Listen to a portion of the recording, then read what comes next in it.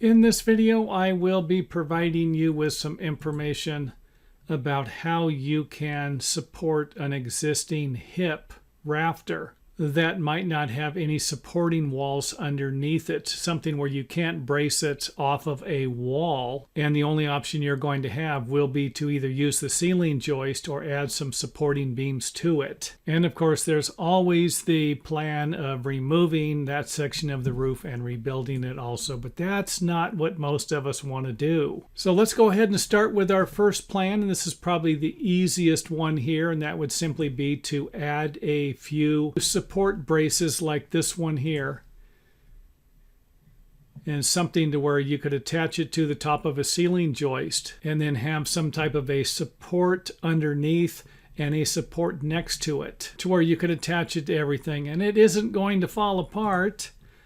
Now, another thing I do need to point out is that most ceiling joists are not going to be designed to support the weight from the roof. They are designed to hold up the ceiling in most cases. And another thing you might consider doing will be to add additional supports to other ceiling joists to try and distribute the load more evenly. So here I have two of them. I could have one on top of every single ceiling joist if I want to distribute the weight that is going to be transferred from the hip roof rafter down to the building foundation. Now, I also need to point out that I am not a structural engineer and that this information will not work for every project. Something else I need to point out is that it's not going to be a bad idea to attach the bottom of your support braces to the ceiling joist with screws instead of nails to reduce the amount of movement that could happen when you're driving a nail in from the support brace into the ceiling joist. And of course, this will include any other modifications. If I was to take and put another joist next to this one and then I would want to attach it, well, maybe you could use a nail gun. That might work. But a screw, if you were to pre-drill a hole and then put a screw in it to attach something to the ceiling joist, then you're probably going to have a better chance of reducing or eliminating any movement. But once you grab that old hammer and start beating on it, who knows what's going to be moving and what damage you're going to do to the drywall below. Next up, let's take a look at the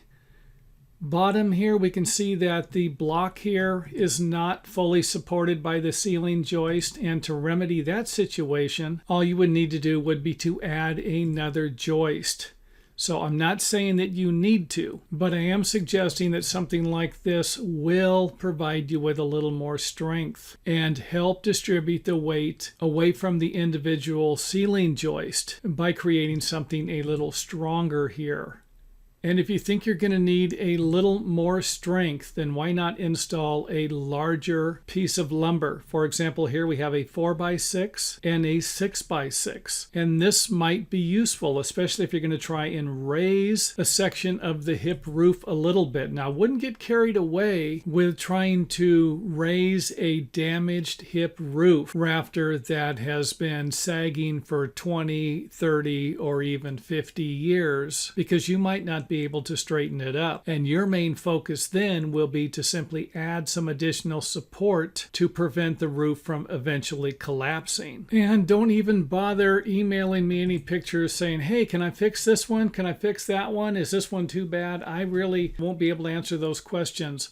What I would suggest doing would be to try some of the things I'm suggesting in the video and then try to raise it a little bit. If you're putting a lot of pressure on it and it's not moving, then there's a very good chance it's not going to. Or you might need to install a larger beam and even use larger supports like 4x4s or 4x6s, or even remove a part of the ceiling, or even rebuild the ceiling, or contact a structural engineer for more information. So if you're looking for a little more support, larger beams that are the same size as the ceiling joist or the same height, or you can even use larger beams that are a little taller than the ceiling joist, as long as they will fit in this area. This is going to be another problem here. If you have 2x6 roof rafters and 2x6 ceiling joists, then you might not be able to put a 4x10 beam in here and might need to try something else. Now here's another thing that I've seen done before. they'll just take and run some type of a support beam across the top of the ceiling joist. And again, something like this is going to distribute the load over a few of the ceiling joist instead of concentrating it on one single joist.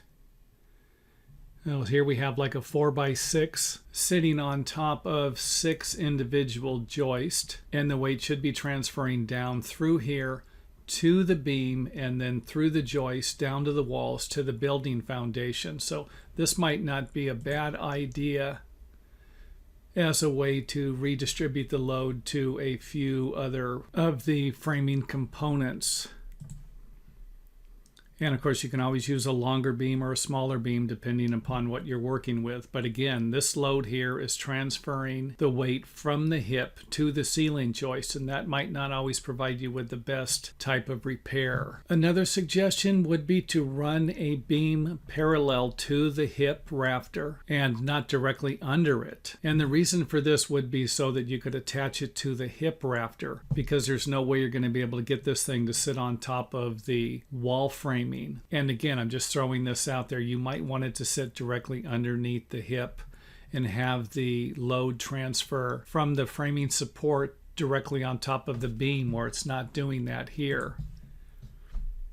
The only components here that would be sitting on top of the beam would be the pieces used to connect the hip rafter to the support brace. And then, of course, the supports can sit on top of the ceiling joist. And again, the only reason why I'm suggesting this is to provide some type of place for the load to transfer at this end, kind of like going through the hip and down here. Over here, it's sitting directly on top of the ceiling joist and then transferring down through the wall. And of course, in this example here, we have the beam running parallel to the hip rafter and it's underneath it. And of course, both of the support braces can sit right on top of the beam, just not going to have anything here for the weight to transfer. Everything's going to be transferring here through the ceiling joist. And again, this option might work for you just fine.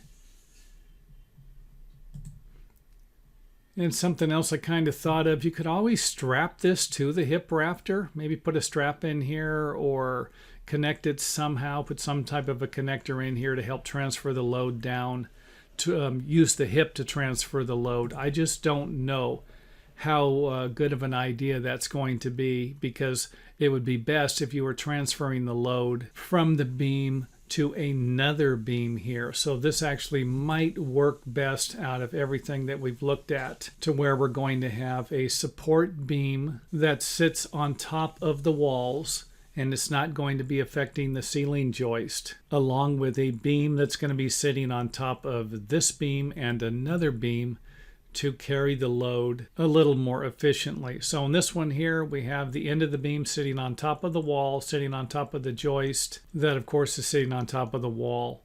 And then in the middle, we have another support beam. And then at the end, we have another support beam here. And again, you don't have to put the beam here. You could always have it over here, or you could have one beam spaced every 2 feet. You can get a little creative. Get as creative as you need to figure out what's going to work best for you. And that's about it for my suggestions here. Brings us to the end of the video. If you learned anything, feel free to hit the thumbs up button. If you liked the video, hit the thumbs up button. And if you have any comments or questions, leave them in the comment area. Questions I will answer as soon as possible.